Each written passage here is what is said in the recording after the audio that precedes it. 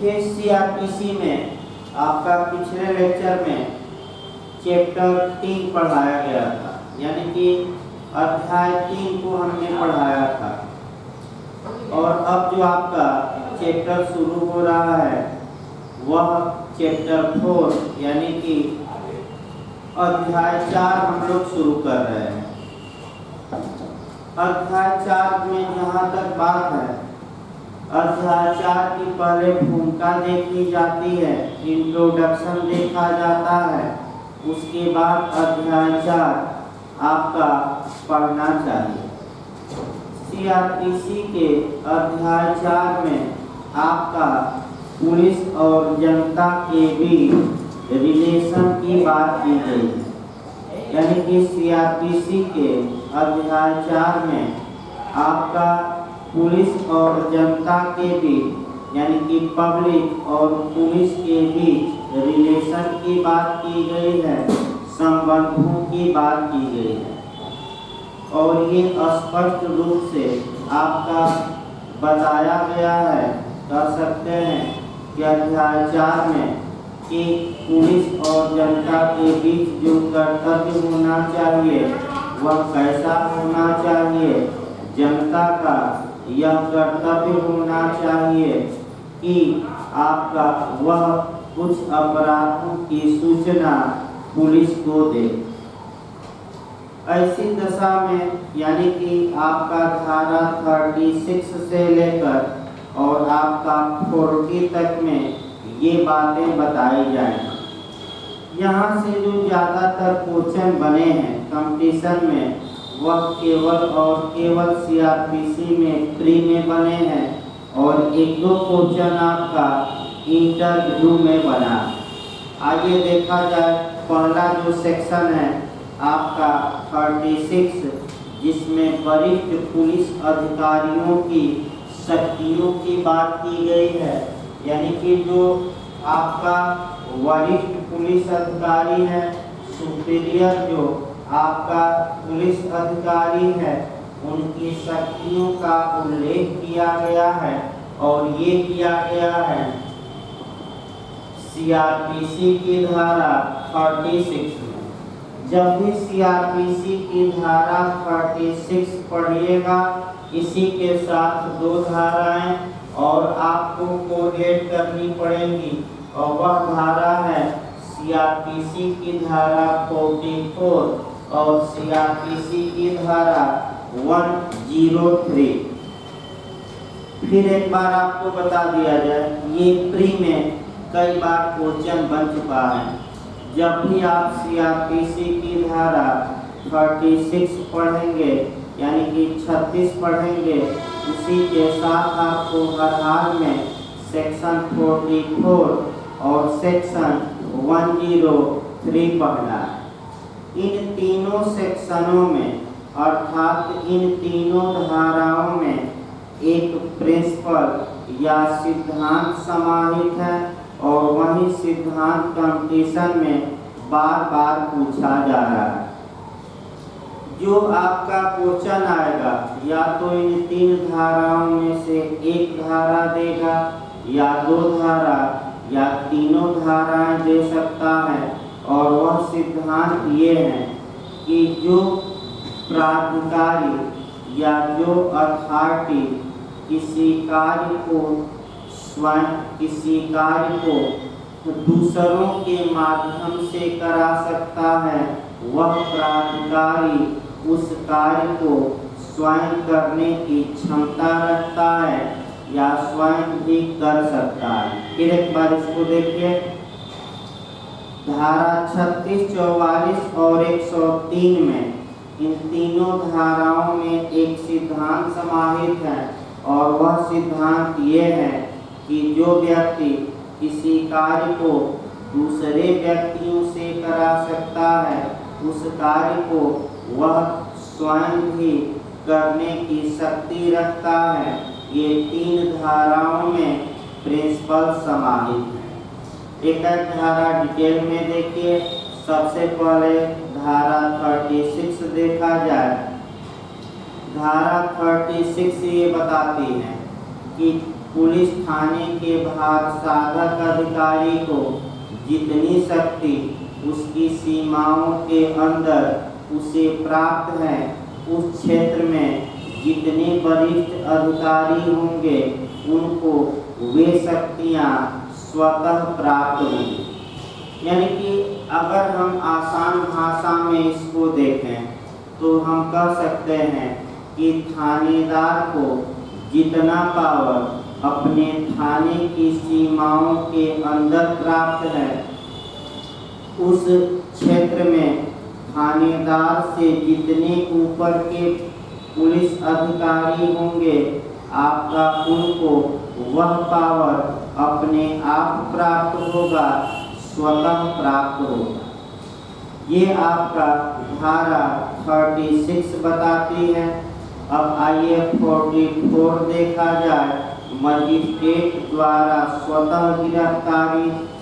चूंकि magistrate police या private व्यक्ति के नाम गिरफ्तारी का वारंट जारी करके और पुलिस या प्राइवेट व्यक्ति से किसी अन्य व्यक्ति को गिरफ्तार करवाता है, लेकिन 44 या 44 इसका अपवाद है, जहाँ की मजिस्ट्रेट ऐसे व्यक्ति को स्वयं भी गिरफ्तार कर सकता है। यानी कि मजिस्ट्रेट जिस कार्य को दूसरों से करा सकता है, अर्थात पुलिस अधिकारी या प्राइवेट व्यक्तियों से करा सकता है, उस कार्य को मजिस्ट्रेट स्वयं करने की क्षमता रखता है। तो मजिस्ट्रेट द्वारा स्वतः गिरफ्तार करना, स्वयं गिरफ्तार करना, ये कौन सा सेक्शन है? तो सेक्शन 44। इसी के साथ आपका जो सेक्शन पढ़ना है 103 पढ़ना है, 103 पढ़ना है। मजिस्ट्रेट द्वारा स्वयं तलाशी, स्वयं खोज या स्वयं सर्च करना। यानी कि चूंकि सामान्य नियम ये है कि मजिस्ट्रेट किसी स्थान की तलाशी पुलिस को तलाशी वारंट जारी करके करा सकता है, लेकिन मजिस्ट्रेट को शक्ति प्राप्त है कि वह स्वयं भी तलाशी ले ले, और आपका सेक्शन 103 में ये शक्ति प्राप्त है। अर्थात मजिस्ट्रेट जिस कार्य को पुलिस से करा सकता है, वह कार्य मजिस्ट्रेट स्वयं करने की क्षमता या पावर या शक्ति रखता है। यह आपका सेक्शन 103 में है।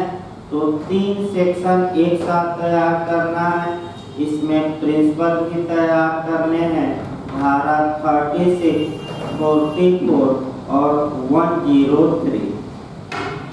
इसके साथ आपका जब ये सिद्धांत आप पढ़िए तो जो इसके विपरीत सिद्धांत हैं उसको भी आपको पढ़ लेना चाहिए।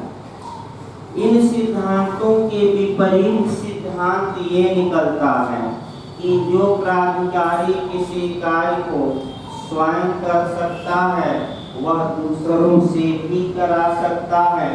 यानी कि जो प्राधिकारी किसी कार्य को स्वयं कर सकता है वह कार्य आपका दूसरों से भी करा सकता है। ये प्रावधान कहाँ है? तो आपका जवाब रहेगा धारा 54 में और धारा 74। फिर एक बार देखिए, जो प्राधिकारी किसी कार्य को स्वयं कर सकता है वह उस कार्य को दूसरे व्यक्तियों से या अपने अधीनस्थों से भी करा सकता है, अपने सबॉर्डिनेट से करा सकता है। ये सिद्धांत अभी पूछा ज़्यादातर नहीं गया है, लेकिन चांस है पूरा कि ये नया क्वेश्चन बने आपका। और इस सिद्धांत पर विशेष ध्यान दीजिए वर्तमान समय में, क्योंकि हर एक आयोग नया नया क्वेश्चन बना रहा है। तो फिर एक बार बैठो, ये धारा आपका 55 में और 74 में यह सिद्धांत समाहित है कि जो प्राधिकारी किसी कार्य को स्वतः कर सकता है, स्वयं कर सकता है, वह उस कार्य को दूसरे व्यक्तियों से भी कराने की शक्ति रखता है या करा सकता है।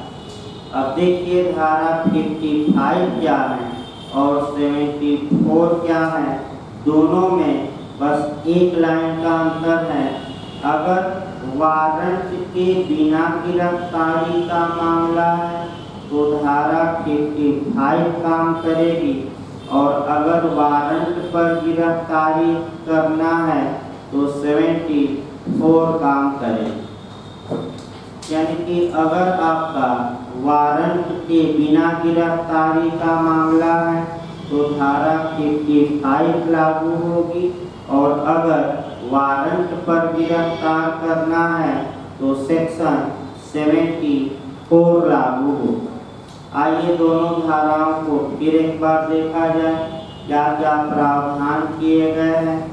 सीआरपीसी की धारा 55 में ये प्रावधान किया गया है कि जो पुलिस अधिकारी किसी व्यक्ति को वारंट के बिना गिरफ्तार कर सकता है, वह पुलिस अधिकारी अपने अधीनस्थ से भी, अपने सबॉर्डिनेट से भी यह कार्य करा सकता है।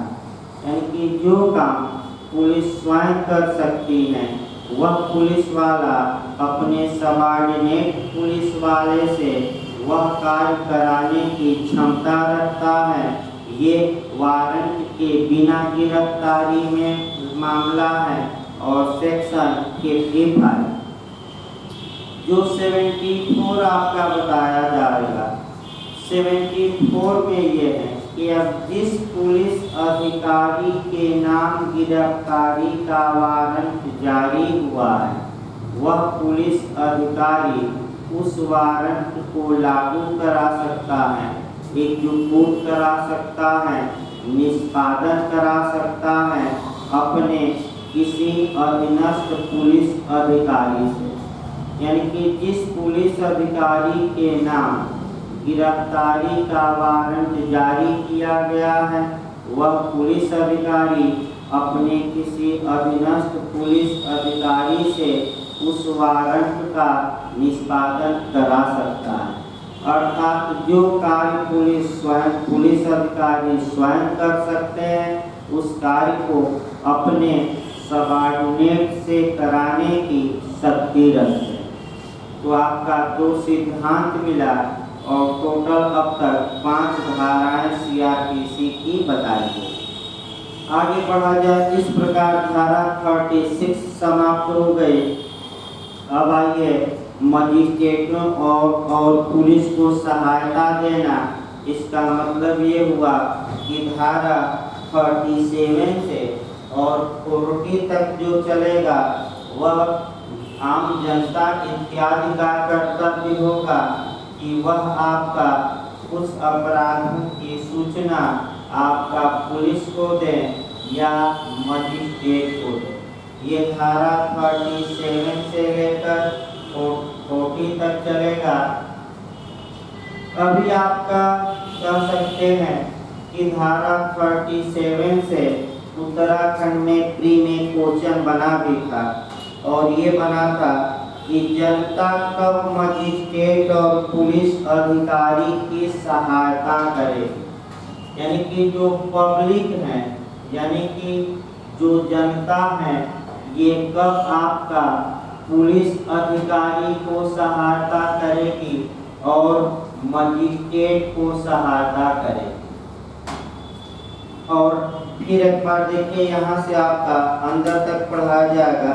वैसे उत्तराखंड में जो आपका पूछा गया था, बस हेडिंग 3 में पूछी गई थी कि ये किस धारा में दिया गया है कि जनता पुलिस और मजिस्ट्रेट की सहायता करेगी।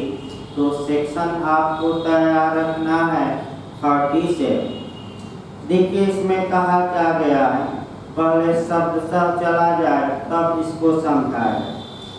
प्रत्येक व्यक्ति ऐसे मजिस्ट्रेट या पुलिस अधिकारी की सहायता करने के लिए आबद्ध है। आबद्ध है मतलब बाउंड है, बाउंड है मतलब कि बाध्य है, जो निम्नलिखित कार्यों में उसकी सहायता उचित रूप से मांगता है। यानी कि 37 के तहत जनता का कर्तव्य तभी उत्पन्न होगा जब पुलिस अधिकारी या मजिस्ट्रेट जनता से सहायता की मांग करते हैं। अगर पुलिस अधिकारी या मजिस्ट्रेट जनता से सहायता की मांग नहीं करते तो धारा 37 के तहत जनता बाध्य नहीं है कि वह पुलिस अधिकारी या मजिस्ट्रेट को सहायता दे। यानी कि कुल मिलाकर पुलिस अधिकारी या मजिस्ट्रेट द्वारा सहायता मांगने पर ही जनता बाउंड है कि वह पुलिस अधिकारी और मजिस्ट्रेट को सहायता दे। और अगर जनता बिना किसी उचित कारण के मजिस्ट्रेट और पुलिस अधिकारी को सहायता नहीं देती तो ऐसी जनता दंड की भागी होगी, लेकिन दंड की धारा में मिलेगा। इसके पहले कि आपको बताया जाए, इसके पहले आपका 37 में आपका 3 पॉइंट हैं और उन 3 पॉइंटों को जानना है कि कब पुलिस अधिकारी या मजिस्ट्रेट सहायता मांगेंगे तो जनता सहायता देने के लिए बाध्य होगी। और आपका कह सकते हैं कि अगर जनता सहायता नहीं देती तो आपका टेक्निकल क्वेश्चन ये बन सकता है कि ऐसी आम जनता किस सेक्शन के तहत आईपीसी के दंड की भागी होगी। तो आपका वह सेक्शन है 187। अभी हम बताएंगे आपको 187। देखिए धारा 37 कितने कार्यों में सहायता मांगी जा रही है। पहला कार्य दिया गया है किसी अन्य ऐसे व्यक्ति को जिसे ऐसा मजिस्ट्रेट या पुलिस अधिकारी गिरफ्तार करने के लिए प्राधिकृत है, पकड़ना या उसका निकल भागने से रोकने के लिए सहायता। इसका मतलब ये हुआ कि किसी पुलिस अधिकारी को गिरफ्तार करने के लिए या अभिरक्षा से निकलकर भागने से रोकने के लिए मजिस्ट्रेट या पुलिस अधिकारी अथराइज हैं और तत्पश्चात आपका ऐसे व्यक्ति को गिरफ्तार करने या कस्टडी से निकलकर भागने से रोकने के लिए मजिस्ट्रेट या पुलिस ने जनता से सहायता मांगी है तो जनता बाध्य है कि वह ऐसे मजिस्ट्रेट या पुलिस अधिकारी को सहायता दे। यदि जनता बिना किसी उचित कारण के सहायता नहीं देती तो ये जनता आईपीसी की धारा 187 के तहत दंड का भागी हो। अभी हम 187 में दंड बताएंगे, पहले आपका 37 पूरा डायरेक्ट हो। देखिए दूसरा खंड, परिशांति भंग का निवारण या दमन करना।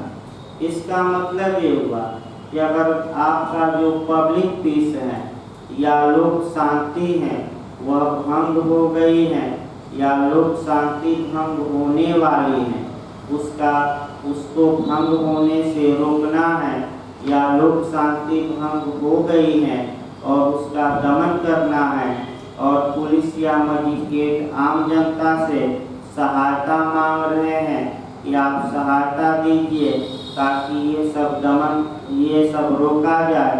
और अगर जनता सहायता नहीं देती तो ऐसी जनता दंड का भागी हो। तीसरा पॉइंट है किसी रेल, नहर, तार या लोक संपत्ति को क्षति पहुंचाने के प्रयत्न का निवारण। यानी कि अगर मजिस्ट्रेट या पुलिस अधिकारी जनता से हेल्प मांग रहे हैं कि और हेल्प इसलिए मांग रहे हैं कि किसी रेल को, नहर को, तार को या पब्लिक जो प्रॉपर्टी है या लोक संपत्ति को क्षत पहुंचाने के अटेम्प्ट या प्रयास को का निवारण किया जाए, रोका जाए, तो जनता बाध्य है कि वह पुलिस अधिकारी को हेल्प करे।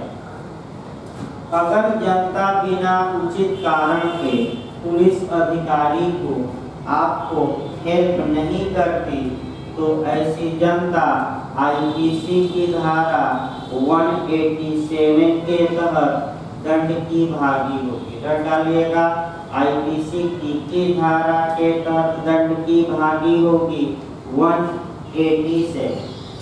यानी कि जब भी आप धारा 37 पढ़िए तो तुरंत आपको आईपीसी की धारा 187 को कोरिलेट करके पढ़ना है, यानी कि R/W, यानी कि रीड विथ, यानी कि सीआरपीसी की धारा 37 रीड विथ आपका आईपीसी का सेक्शन 187।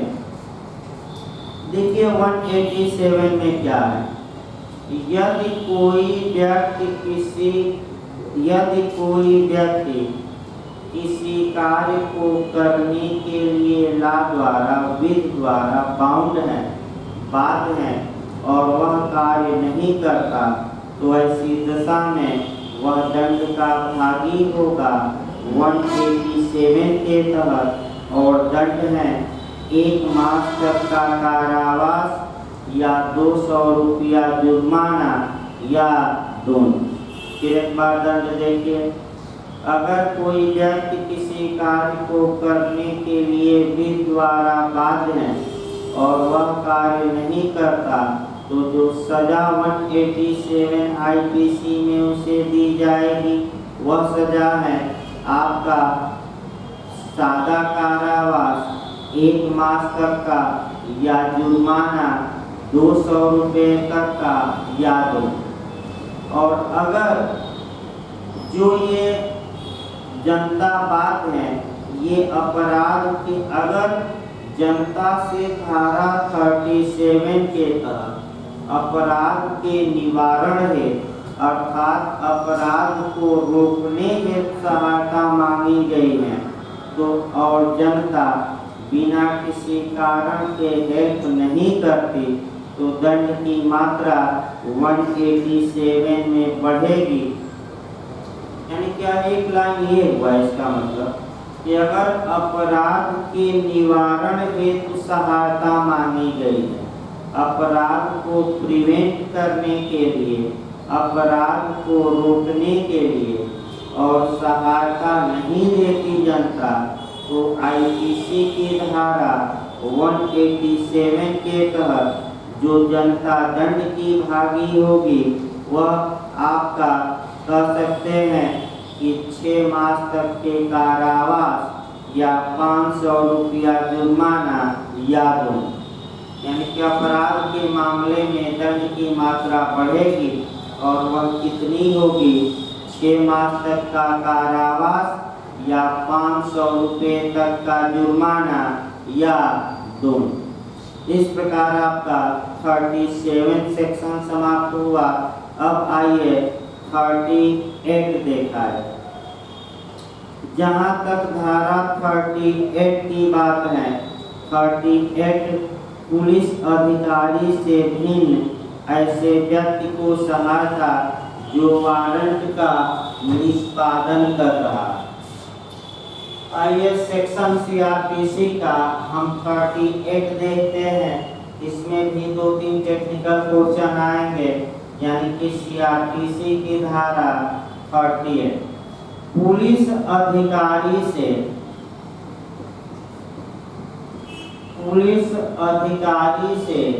भिन्न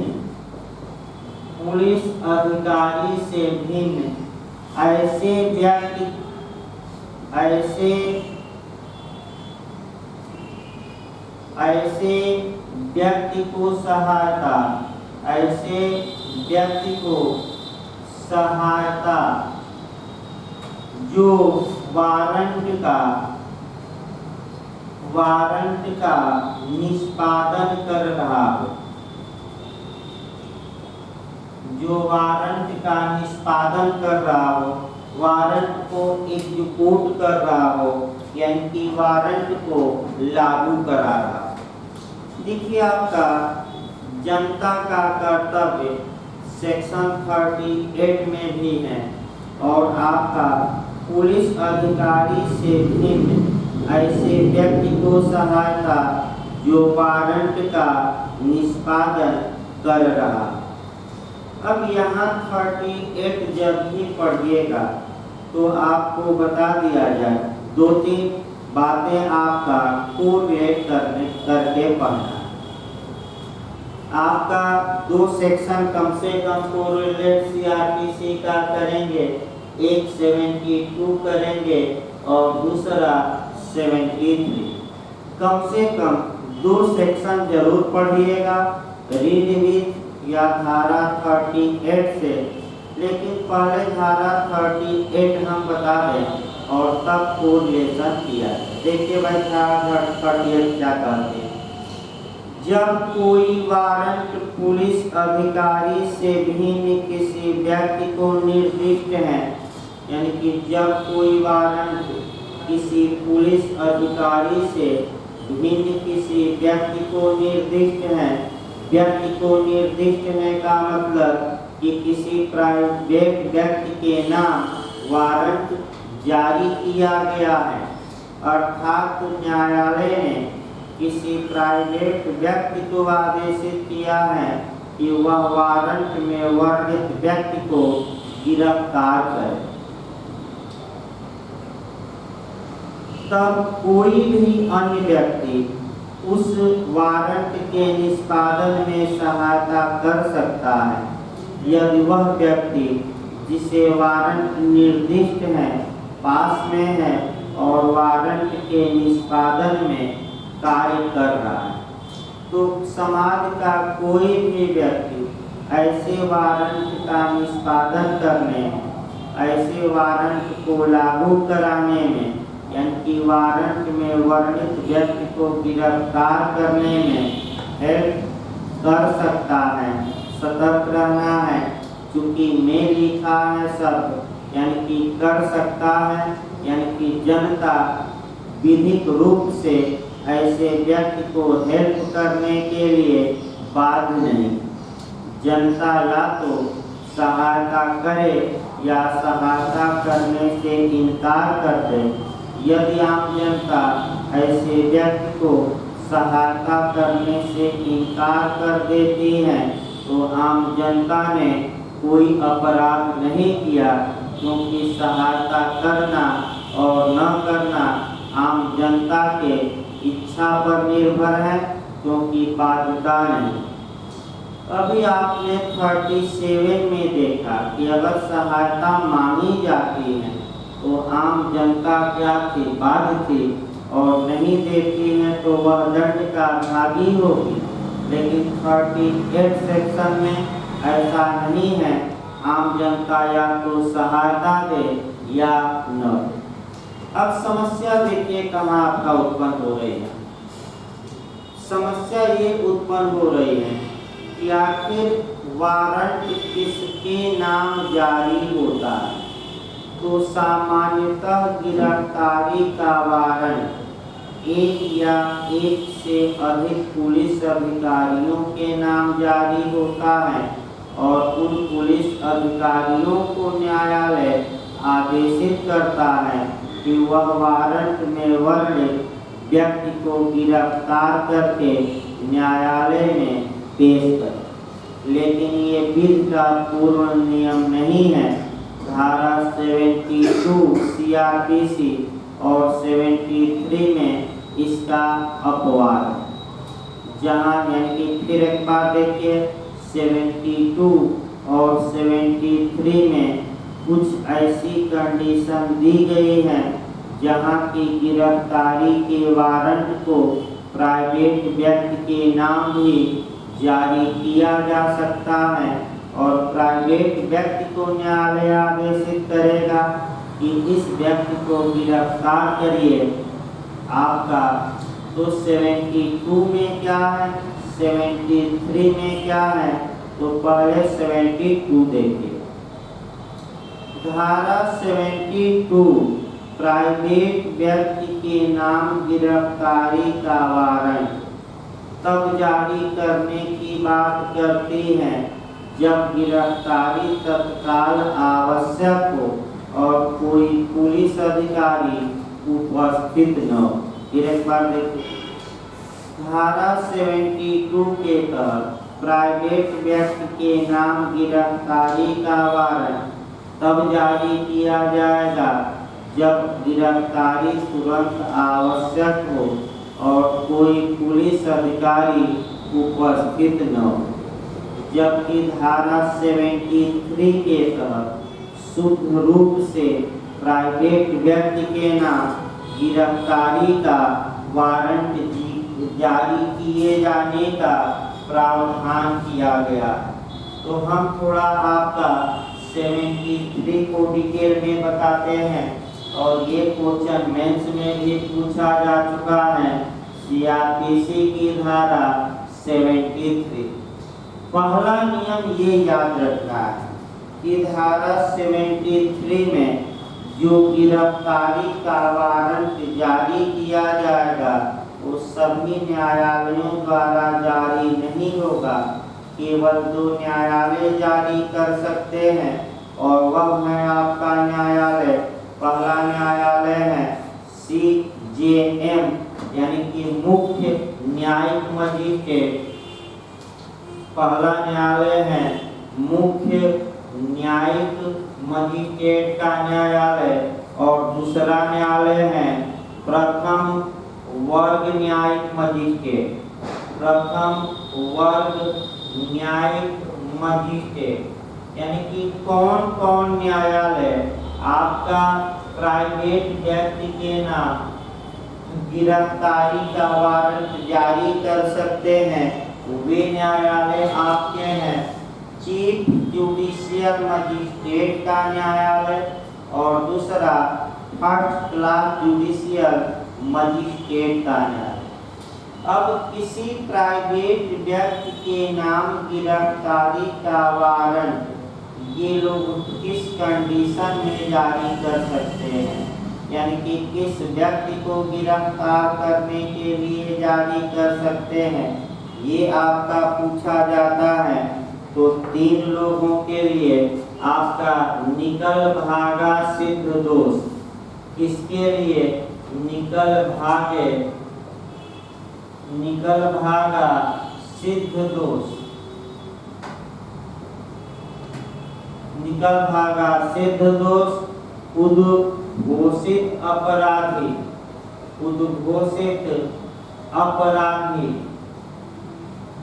और तीसरा है ऐसा व्यक्ति जो अजमानती अपराध किया हो तथा अपनी गिरफ्तारी से बच रहा। 3 कंडीशन फिर देखिए एक बार।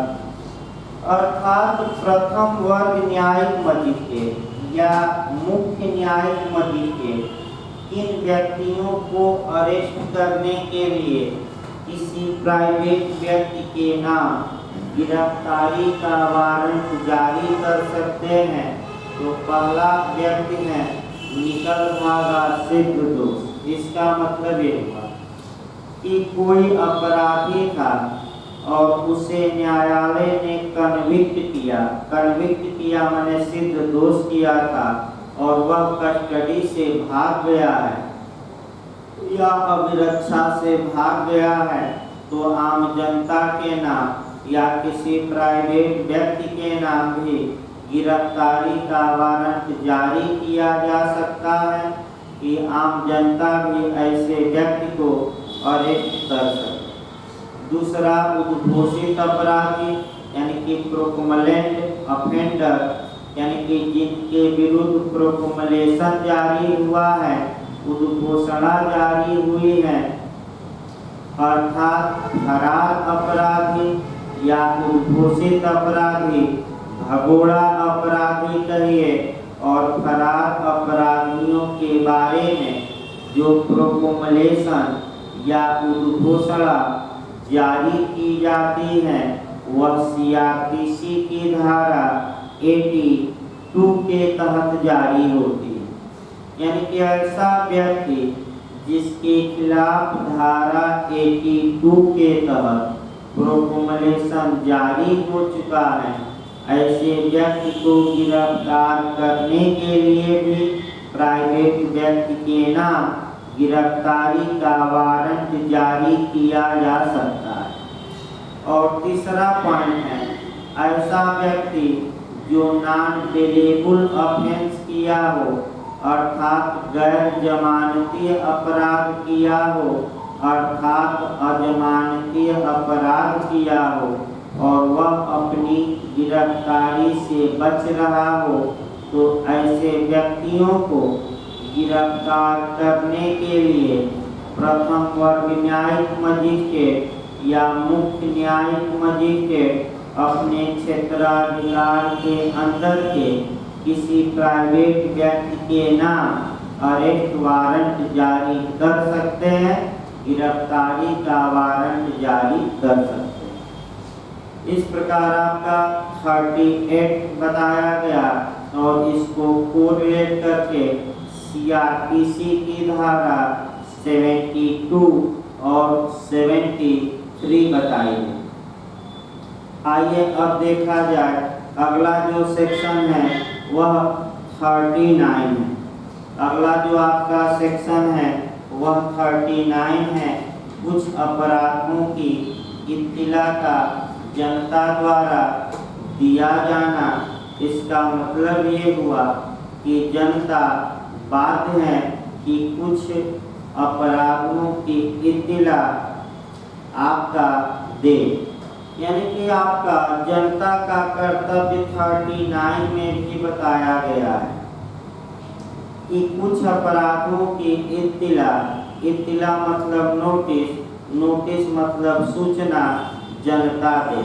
अब किसको दे, देखिए भाई, प्रत्येक व्यक्ति जो आईपीसी के निम्नलिखित धाराओं के अधीन दंडनीय किसी अपराध के किए जाने से या किसी अन्य व्यक्ति द्वारा करने के आशय से अवगत हैं, उचित प्रतिहेतु के अभाव में जिसे साबित करने का भार इस प्रकार अवगत व्यक्ति पर होगा, ऐसे किए जाने या आशय की सूचना तुरंत निकटतम मजिस्ट्रेट या पुलिस अधिकारी को देगा।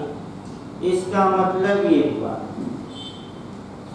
कि आम जनता का यह कर्तव्य है कि अगर आम जनता ये जानती है कि ऐसा अपराध हुआ जिनका वर्णन धारा 39 में किया गया है, तो ऐसी आम जनता की यह ड्यूटी है कि वह इसकी सूचना निकटतम मजिस्ट्रेट को या पुलिस अधिकारी को।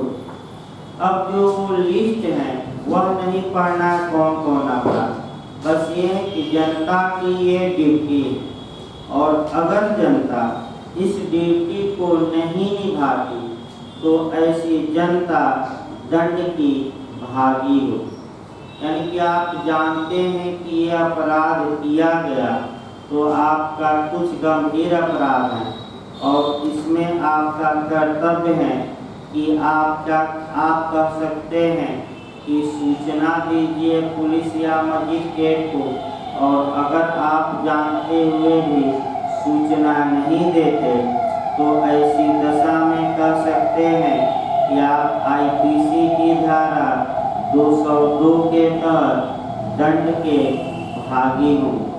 यानी कि जब भी 39 पढ़िएगा तो आईपीसी की धारा 202 को पढ़ लीजिएगा। अगर अपराध की सूचना आपको देने का कर्तव्य था और आपने सूचना नहीं दी तो आप दंड के भागी होंगे। 6 माह का कारावास या जुर्माना या दोनों। यानी कि सेक्शन आईपीसी के 202 के तहत आप दंड के भागी होंगे। 6 माह का कारावास या जुर्माना या दोनों।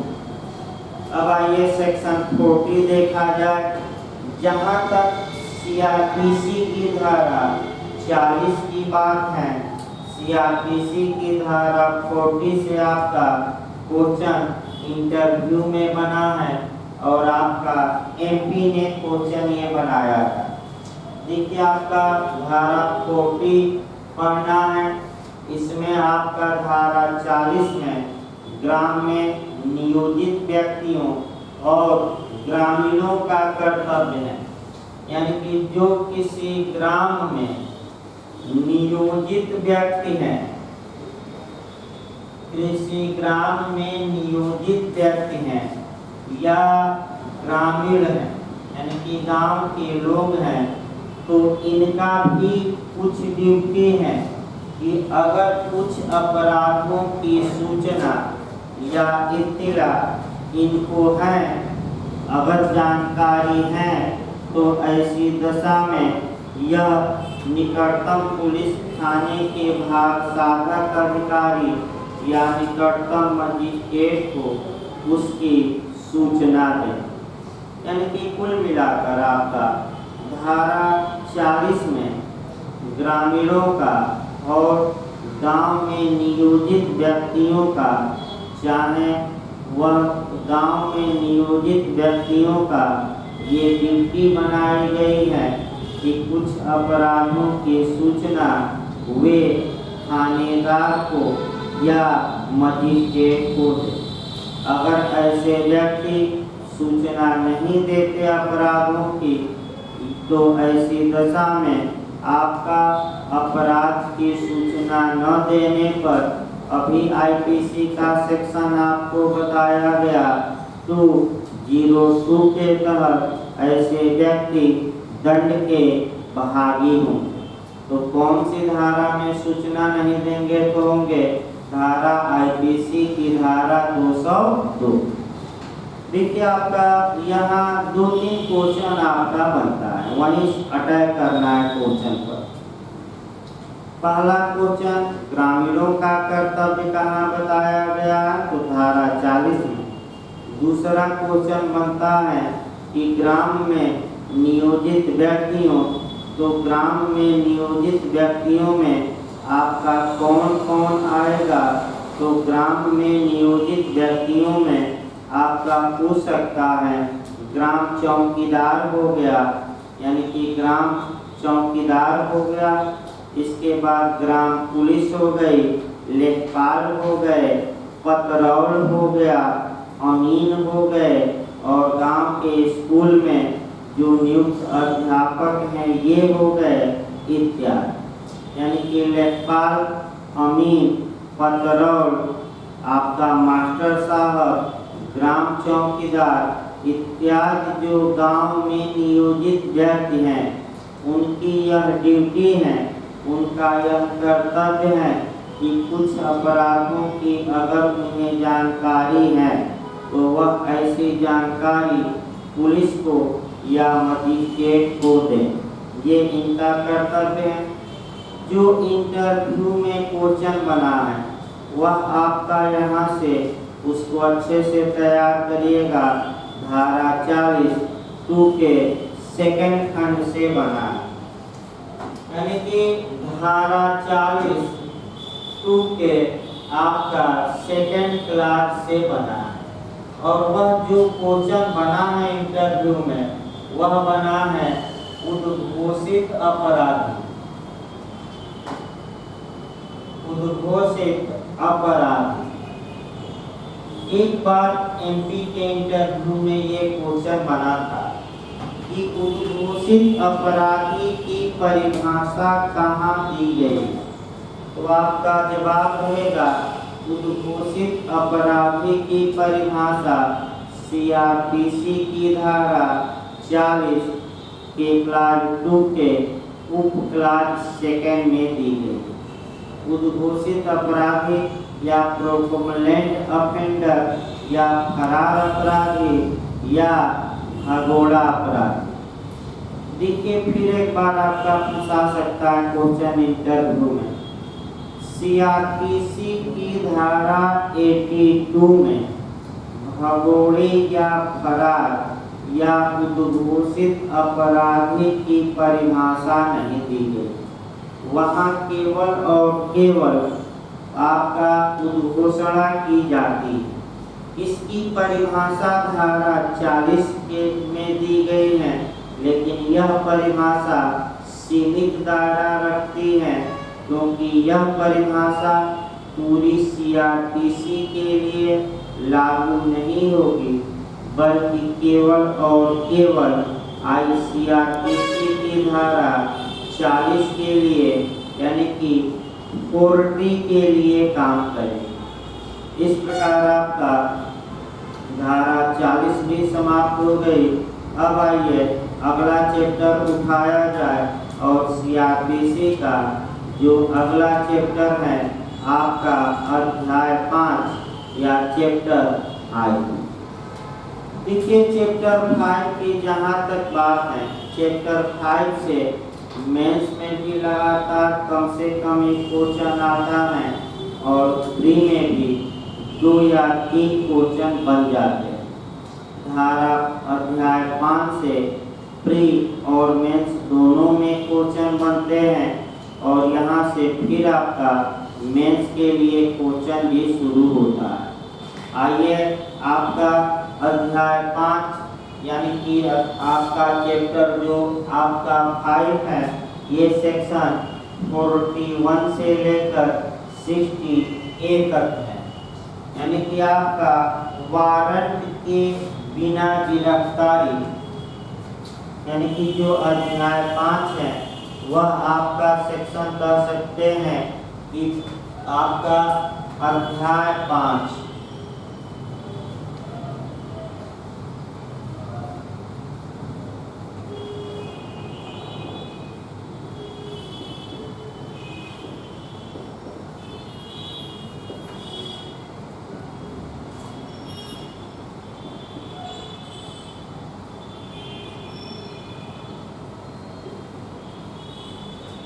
अध्याय 5 में आपका दिया गया है व्यक्तियों की गिरफ्तारी। और जो सेक्शन आपको याद रखना है, आपका सेक्शन 41 से लेकर आपका ये 60A तक में दिया गया है। यानी कि व्यक्तियों की गिरफ्तारी, अरेस्ट ऑफ पर्सन, व्यक्तियों की गिरफ्तारी अध्याय 5 से कवर होगी और धारा 41 से लेकर आपका कह सकते हैं कि धारा 60A तक। देखिए व्यक्तियों की जो गिरफ्तारी हो सकती है आपका या तो वारंट के बिना या मजिस्ट्रेट के आदेश के बिना हो सकती है या वारंट पर हो सकती है। अगर व्यक्तियों की गिरफ्तारी वारंट के बिना की जाती है तो अध्याय 5 लागू होगा और सेक्शन 41 से लेकर 60A तक के सेक्शन अप्लाई करें। अगर आपका गिरफ्तारी का वारंट इशू किया गया है, जारी किया गया है और गिरफ्तारी के वारंट का पालन करते हुए व्यक्तियों की गिरफ्तारी की जाती है, तब ऐसी दशा में अध्याय 6 लागू होगा और अध्याय 6 का सेक्शन 70 से अर्थात 70 से लेकर 81 तक के प्रावधान लागू होंगे। तो पहला कंसेप्ट आपको बनाना है कि अगर वारंट के बिना गिरफ्तारी की जा रही है तो धारा 41 से लेकर 60A और अगर वारंट इशू किया गया है तब गिरफ्तारी हो रही है तो सेक्शन 70 से लेकर यानी कि 70 से लेकर 81 तक लागू होगा, यानी कि 81 तक। इसको कल शुरू किया जाएगा आपका। अभी 15 मिनट बाद आपका आईपीसी की क्लास चलेगी। अभी 15 मिनट का ब्रेक रहेगा और आपका यह चैप्टर कल हम शुरू करेंगे। धन्यवाद।